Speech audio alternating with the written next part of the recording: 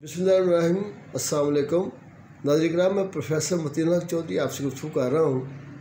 मैं एक आईनी माहिर हूँ। मेरा जो टॉपिक है वो है कंटेम्प्ट ऑफ कोर्ट के हवाले से।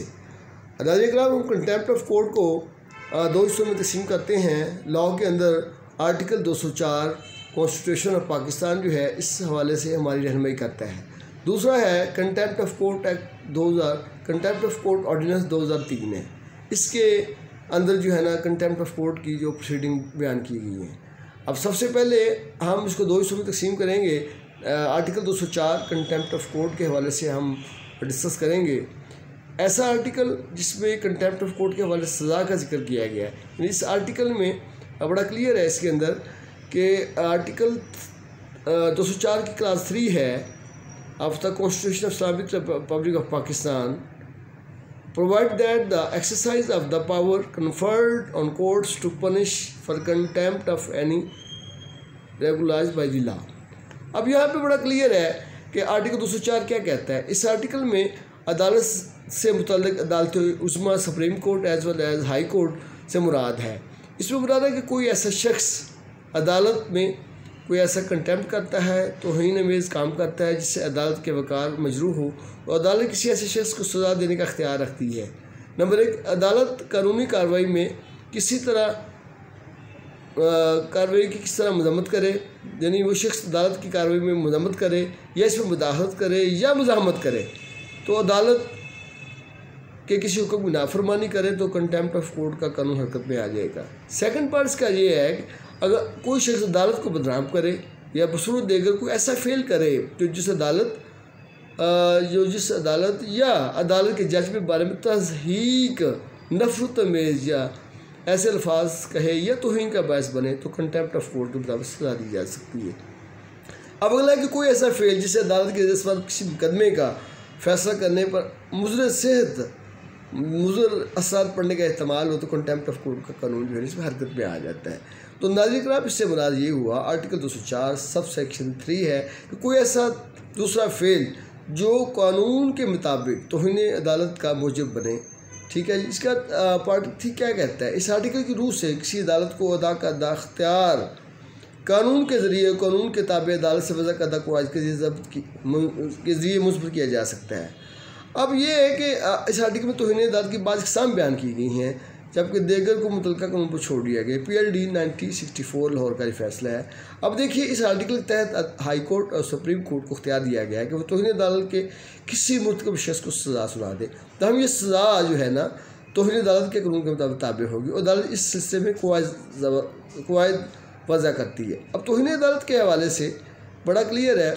बुनियादी कानून जो है ये जो पुराना जो बिफोर पार्टीशन 1937 का एक कानून था, बुनियादी कानूनी एक्ट है अदालत तौहीन का एक कानून 1937 है। इसके मुताबिक जो कुछ दफ़ात हैं जो कि फ़ौजदारी कानून में 480 से लेकर 487 तक जो है ना तौहीन अदालत की सज़ा के हवाले से कुछ बयान की गई है। अब हमारा मजमूअ तहज़ीर पाकिस्तान PPC की दफ़ा 228 जो है इसमें बयान करदा जुर्म तौहीन अदालत की सज़ा के हवाले से अदालत सरसी समाअत करके फ़ैसला सुना सकती है। ये PLD 1963। लेकिन किसी भी अदालत का कोई प्रेजुडिशियल फ़ैसला नहीं होना चाहिए। अब इस हवाले से इस आर्टिकल की रूह से तौहीन अदालत के मुजरिम को सज़ा सुना सकती है। अब यह है कि कोई शख्स अदालत की कार्रवाई में दाखिल करता है या अदालत को बदनाम करने की कोशिश करता है या कोई ऐसा लफ्ज़ तज़हीक अमेज़ या नफ़रत का बाइस बने तो तौहीन अदालत का कानून हरकत में आ जाएगा। अब यह है कि किसी ऐसे फेल का इर्तिकाब जो किसी जज पर मुकदमे के फैसले पर मुज़र असरात पैदा करे तो उस सिलसिले में तौहीन अदालत का कानून एक्टिव हो जाएगा। अब कोई ऐसा फेल जो कुछ कानून नफ्स में उससे तौहीन अदालत पर मबनी हो तो तौहीन अदालत दो तरह की हो सकती है, तहरीरी भी हो सकती है और ज़बानी भी हो सकती है। अब इस एक जूरिस्ट थे लॉर्ड हार्विक, उसके मुताबिक तौहीन अदालत जो है ना 3 तरह की हो सकती है। अदालत के बारे में कोई स्कैंडल आपने गढ़ दिया है या अदालत के रूबरू किसी पर मुकदमे में किसी फ्री कैन को बुरा भला कहा है यह जज को बुरा भला का है। नंबर 3, किसी मुकदमे की समाअत से कबल लोगों को इस बारे में बदगुमानी पैदा की जाती है कोर्ट के बारे में। तो तहीन अदालत के जो 2 मकासद हैं जो कानून के अंदर वो बयान किए गए वो बड़े क्लियर हैं। कहते हैं कि लोगों के दिलों में अदालतों की अजमत और इंसाफ पसंदी के जज्बात को परवान चढ़ाना है।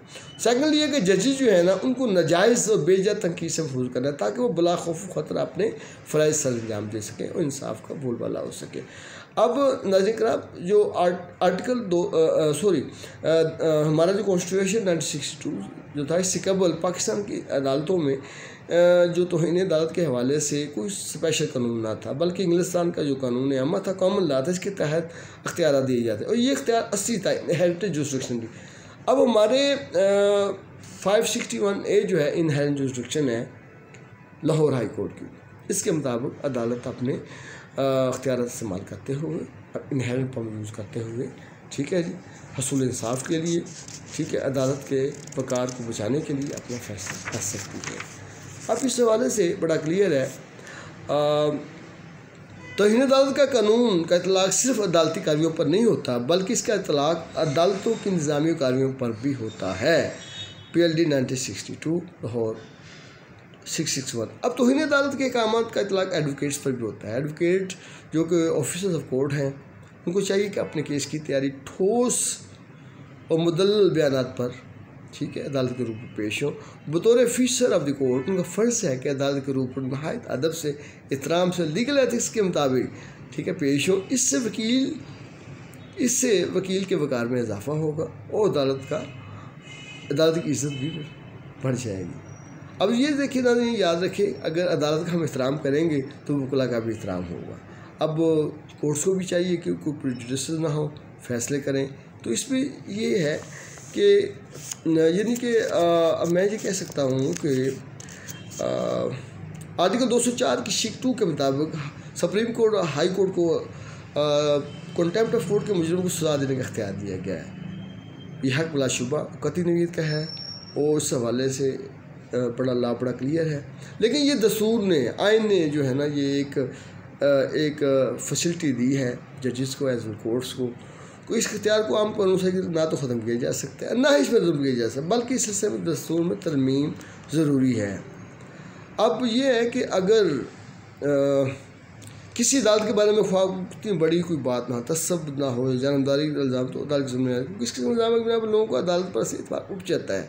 अब अदालतों पर इत्मीनान उठ जाएगा तो लॉयर्स का भी सोसाइटी के अंदर का वक़ार ख़त्म हो जाएगा। तो हमें चाहिए कि हमें अदालतों का एहतराम करना चाहिए। अब सेकेंडली ये है कि अब जिस जज ने, अब यहाँ पे देखना ये कानून क्या कहता है। अब एक जो देखे जाए हमारे पास जो लॉ के अंदर जो बड़ी क्लियर है, जो कंटेम्प्ट ऑफ कोर्ट के हवाले से है कि any person who disobey or disregard any order, direction or process of court which he is legally bound to obey or commit a willful breach of valid undertaking given to a court or does anything which is intended or tends to bring the authority of a court or the administration of law into disrespect or disrepute। अब यहाँ पे ये बड़ा clear है कि जब आप अब यहाँ पे ये है कि हमारी जो कंटेम्प्ट ऑफ कोर्ट है ये 3 किस्म की है। जो हमारा कंटेम्प्ट ऑफ कोर्ट ऑर्डिनेंस 2003 है, ठीक है, इसके अंदर जो असम्बली में ये कानून पास हुआ था, ये 2003 की बात है। इसमें क्या है कि ये कितने किस्म की कंटेम्प्ट, सिविल कंटेम्प्ट है, अगर कोई सिविल मैटर चाह रहा है इसके अंदर कोई आप तौहीन अदालत करते हैं, सिविल कंटेम्प्ट नहीं है। सेकंड क्रिमिनल कंटेम्प्ट है। क्रिमिनल कंटेम्प्ट का मतलब क्या है? क्रिमिनल कंटेम्प्ट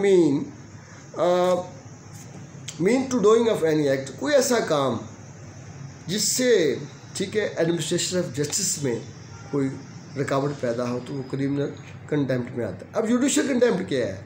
इसका मतलब ये इसका एनालाइज करना किसी कोर्ट को, पर्सनल क्रिटिसिज्म पे आ जाना, किसी जज के बारे में क्रिटिसिज्म करना, कोई बुरा भला कहना। अगर कोई जज प्रिजाइडिंग अफसर है, आप उसके बारे में कैसी बात करते हैं बतौर वकील, बतौर साइल या एनी पर्सन, तो वो फिर इसमें आ जाएगा जुडिशल कंटेम्प्ट में। तीसरा ये है कि court must to issue the notice, court को फौरी सज़ा नहीं दे देनी चाहिए, कोर्ट को नोटिस देना चाहिए। It mean notice other than show cause notice, show का नोटिस भी कह सकते हैं कि शो काज नोटिस कोर्ट दे सकती है। अब देखिए एक पेंडिंग प्रोसीडिंग है, इसके बारे में अगर कोई इलीगल अनलॉफुल काम हुआ है तो इसमें आगे अपील का राइट भी है। अब देखें इसमें कंटेम्प्ट ऑफ कोर्ट के मुताबिक कोई भी जज जो है ना 6 माह से ज़्यादा सज़ा नहीं दे सकता। लॉ बड़ा क्लियर है, ठीक है। इसकी आगे अपील भी अवेलेबल है, IC है, इंटर कोर्ट अपील है, ठीक है जी। अब ये कि कोई भी जो कंटेम्प्ट के वाले से जो अपील है ऐसा ये 1 साल से ज़्यादा नहीं आप पा सकते, ठीक है जी। अब यहाँ पे ये है बड़ा क्लियर है, क्रिमिनल कंटेम्प्ट व्हेन कमिटेड कब होती है क्रिमिनल कंटेम्प्ट, इस हवाले से बड़ा क्लियर है कि criminal contempt attempt to influence witnesses, oppose witnesses, ये अब कोर्ट्स की प्रोसीडिंग के हवाले से है। अब हम पढ़ेंगे कि फिर रिपोर्टिंग जहाँ पे ये बात आ रही है कि पर्सनलाइज द क्रिटिसिज्म, किसी शख्स को ज़ातियात की तरफ जाके आपने कैसे क्रिटिसाइज़ किया, उसकी सज़ा क्या है। कहते हैं इसमें ऑडियंस में बड़ा क्लियर लिखा गया है कि किसी ख़ास जज को क्रिटिसाइज़ करना, जज को, ठीक है, जो आप देखें कुछ जज के बारे में, कोर्ट के बारे में कोई रिमार्क्स आप देंगे तो ये पर्सनल क्रिटिसिज्म में भी आता है, तो इसको जुडिशल कंटेम्प्ट भी कह सकते हैं, ठीक है जी। अब इस हवाले से क्या है, तो अगर आप कोई ऐसा फर्ज कीजिए, इसमें यह है कि to the administrative superior of जज ऑफ सॉवरेन, यानी कोई बड़ी अदालत के हवाले से या सुपीरियर कोर्ट्स के हवाले से या सब ऑर्डिनेट कोर्ट्स के बारे में बात करना, इस पर प्रोविंशियल गवर्नमेंट के लोग भी आ जाते हैं, उनके खिलाफ कंटेम्प्ट हो सकती है। चीफ जस्टिस के हवाले से, हाई कोर्ट के जज के हवाले से, सुप्रीम कोर्ट के जज से, और सुप्रीम जुडिशल काउंसिल में भी आ, ठीक है जी। The federal government for examination and being forwarded to the supreme judicial council, अब सूबाई हुकूमत आपका वफाकी हुकूमत भी है वो सुप्रीम जुडिशल काउंसिल में भी जा सकती है। अब जुडिशल कंटेम्प्ट क्या है, अब बेसिकली हमारा आज का सब्जेक्ट है जुडिशल कंटेम्प्ट के बारे में। कहते हैं सुपीरियर कोर्ट में टेक एक्शन, कोई भी आला अदालत जो है ना एक्शन ले सकती है, ठीक है, किसी भी मुकदमे। जुडिशल कंटेम्प्ट इसको कहते हैं अदालती कंटेम्प्ट जो होती है ऑन हिज ओन इनिशिएटिव, किसी इन्फॉर्मेशन के हवाले से, और आप कह सकते हैं अपनी सोमत ले सकती है। अब इसमें क्या कह सकते हैं, कोई आदमी जो है कोई झूठी अफवाह फैलाए किसी जुडिशल कमीशन के हवाले से, किसी जज के हवाले से, किसी कोर्ट के हवाले से, तो वो जो है ना कंटेम्प्ट ऑफ कोर्ट के जुर्म में आ जाएगा, उसको सजा दी जाएगी। अब जुडिशल कंटेम्प्ट में प्रोसीडिंग कहाँ किसी रिशल बाई जज भी कर सकता है या जज के हवाले से, ठीक है, उस जज के बारे में अगर वो खुद चीफ जस्टिस के बारे में है तो किसी और सीनियर जज को भेज देगा, ठीक है जी। इसके अलावा और है कि अगर कोई ऐसा केस है जिसमें चीफ यानी कि 2 जजों का फैसला है तो फिर आगे सुप्रीम कोर्ट चला जाएगा। No proceeding for judicial contempt